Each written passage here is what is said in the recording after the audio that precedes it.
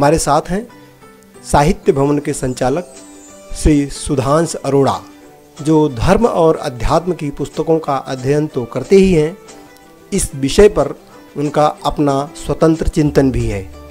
एक ऐसा चिंतन जिससे नई पीढ़ी बहुत कुछ सीख समझ सकती है। तो हम सीधे रुख करते हैं नोएडा में गीता प्रेस की पुस्तकों के एक समृद्ध केंद्र साहित्य भवन का। पहला ठीक है। अब दूसरे हाथ में देखिए, दोनों हाथ में, दूसरे दोनों हाथों में क्या है? वीणा। वीणा है जी। वीणा को आपने बजते सुना है कभी? बहुत मधुर संगीत होता है और उसका एक रिदम होता है, एक ही रिदम होता है, मतलब लगातार करीब करीब वही बजाया जाता है, धुन है ना। यहाँ पे इसका मतलब है रिदम, मतलब same thing same time every day regularly, मतलब वही काम रोज लगातार करना है। अगर आप ऑफिस जाते हैं तो आप रोज टाइम सुबह 9 बजे ऑफिस पहुंच जाना है, शाम को 6 बजे तक आपको ऑफिस में रहना है। आप स्कूल जाते हैं 7:30 बजे आप स्कूल पहुंच जाना है और आपको 2 बजे तक स्कूल में रहना है। वहाँ पे 8 क्लासेस होंगी, एक बार लंच होगा, एक बार गेम खेलने को मिलेगा, बाकी रूटीन है ना, टाइम टेबल है ना, एक रिदम में चलना, एक रिदम। यहाँ पे समझ गए? पहली चीज, if you want to be a king, अगर आपको राजा बनना है तो पहला अपना ज्ञान दूर करना पड़ेगा। अपने अज्ञान को, विश्व रूपी अज्ञान को दूर करने के लिए पहली चीज रिक्वायर्ड है वो है अनुशासन। अनुशासन के अंदर सबसे पहली चीज जो आती है वो है रिदम। रिदम के अंदर जब आप होगे तो मुझे कैसे पता चलेगा कि आप रिदम में हो? कैसे पता चलेगा? तो आगे के हाथ में जो वेद लिखा हुआ है, अर्थात whatever you do it must be written, जो आपने किया वो लिखा होना चाहिए। स्कूल में हो तो क्लास वर्क और घर आओ तो homework. Class work homework teacher check करती है। ऑफिस में जाओ तो फाइल वर्क, साइन करा हुआ है, फाइल आपने लॉगिन करी, साइन करा, काम किया और उसके बाद छुट्टी। आपका काम डेली बेसिस पे अपडेट होता रहता है। आपका पंच कार्ड बता देता है कि आप अटेंडेंस लगाई है, मैडम भी अटेंडेंस लगाती है स्कूल में। सारी बात हो गई। अब आपने क्या करा? आप राजा बनने के लिए चेष्टा कर रहे हैं, आप अपना ज्ञान दूर करना चाहते हैं, आपने अनुशासन का पालन किया, आपने रिदम का पालन किया, आपने क्लास वर्क, होमवर्क, स्कूल का काम, घर का काम और चाहे ऑफिस का काम किया आपने। अब ये देवी बैठी किसके ऊपर है? ये देखिए, देवी बैठी किसकी? कमल के ऊपर, कमल पे बैठी है। तो ये देवी कमल का मतलब यहाँ पर है, कमल अपने जीते जी अपने ऊपर दाग नहीं लगने देता, वो भी सफेद कमल।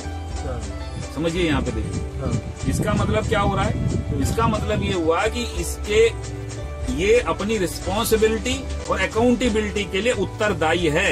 मतलब आपने जो क्लास वर्क किया, जो होमवर्क किया, जिस टाइम टेबल को फॉलो किया, उसके लिए पूरी तरीके से आप ही अकाउंटेबल हैं और आप ही रिस्पॉन्सिबल हैं।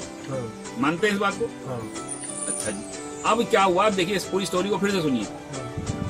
आप राजा बनना चाहते हैं, अपना सर्प रूपी विष, अज्ञान रूपी विष आप अपना खत्म करना चाहते हैं। उसके लिए आपने अनुशासित होना होगा।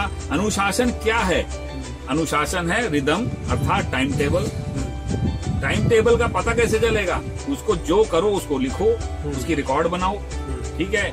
और वो उस पूरे रिकॉर्ड के लिए सही या गलत कुछ भी हो, उसके लिए आप ही उत्तरदायी होंगे, रिस्पॉन्सिबल होंगे। ये वो कमल बता रहा है। और सबसे आगे कौन बैठा है? हंस, है ना। हंस का एक गुण आपको पता है? वो दूध रख दो उसके सामने, वो दूध पी लेगा, पानी छोड़ देगा। अर्थात ये सबके बाद आपके स्कूल में होगा एग्जामिनेशन। एग्जामिनेशन में क्या हो जाएगा जी? दूध का दूध और पानी का पानी। अगर दूध का दूध, पानी का पानी होगा और उसमें आपको मालूम पड़ेगा कि आपने अच्छे अंक पाए, आपने ऑफिस में ऑडिट होगा, ऑफिस में ऑडिट होता है, ऑडिट में आपको अच्छा अव्वल पाया गया, तो फिर क्या मिलेगा जी? इसका दूसरा गुण क्या है जी हंस का? वो झील के नीचे जाता है, वहां से शीत निकालता है, तोड़ता है, उसमें मोती खाता है ना, है? तो क्या मिलेगा आपको? अवार्ड एंड रिवार्ड मिलेगा, ठीक है। ऑफिस में भी आपको प्रमोशन मिलेगा, स्कूल में भी आपको प्रमोशन मिलेगा, ठीक है। तो अब आप इस स्टोरी को पढ़ने के बाद, ये जो मैंने आपको सुनाई, इसके बाद आपको क्या लगता है कि वो स्टूडेंट आज अगर खड़े होके अपने आप इसमें देखेगा तो क्या पाएगा कि आज मैं रिदम नहीं बोल, आज मैंने रिदम गड़बड़ कर दी, आज मैंने डेट नहीं डाली, रिकॉर्ड नहीं पूरा किया, आज मैंने, समझ पा रहे हैं, अपनी अकाउंटेबिलिटी या रिस्पॉन्सिबिलिटी में कहीं पे कुछ गड़बड़ करी। अगर वो देखता है तो इसके हिसाब से ये जो देवी रूप जो आपने बनाया, ये एक ग्राफिकल रिप्रेजेंटेशन हुआ कि सचमुच में ऐसी देवी हुई होंगी?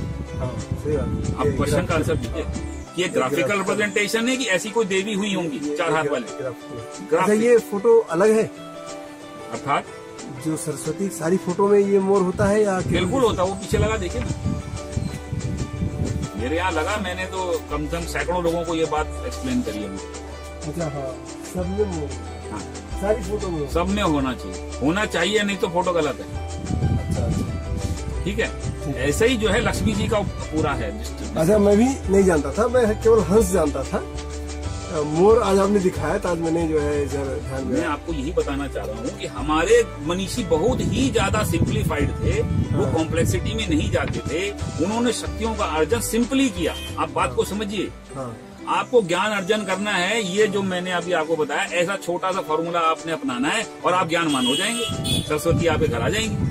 कहने का मतलब हमारे जो देवी देवता जो डिपिक्ट किए गए हैं शास्त्रों में या चित्रों में, वो सारे के सारे जो है हमारे लिए जो ज्ञान है, उस ज्ञान के ग्राफिक डिजाइन है, हमारे ज्ञान के वो ग्राफिक डिजाइन। बिल्कुल, और वो ग्राफिक्स इसलिए कि इतनी मोटी मोटी किताबें कौन पढ़ेगा? हाँ, आप जा रहे हैं, आपके लिए मैंने जो विद्यालय की तरफ रास्ता जाता है, वहाँ मैंने एक देवालय बनाया, उसमें सरस्वती का बहुत बड़ा मूर्ति बिल्कुल फ्रंट में लगा रखी है। आप जाते समय देख के, अरे आज मैं वो डिसिप्लिन भूल गया, आज मैंने ठीक से कंघी नहीं करी, या मैंने आज बेल्ट नहीं पहनी, आई कार्ड नहीं, ऐसा होता है ना हमारे साथ। हाँ, तो वो डिसिप्लिन का ही तो हिस्सा है सर। हाँ, आप समझ पा रहे हैं? बहुत सही, आपने बहुत अच्छे ढंग से इसको बताया। और वहीं पे जो व्यक्ति अपने व्यापार के लिए जा रहा है, अपने जॉब के लिए जा रहा है, उस रास्ते पे लक्ष्मी जी की फोटो लगती है, क्योंकि लक्ष्मी जी भी ऐसे ही एक्सप्लेन्ड है।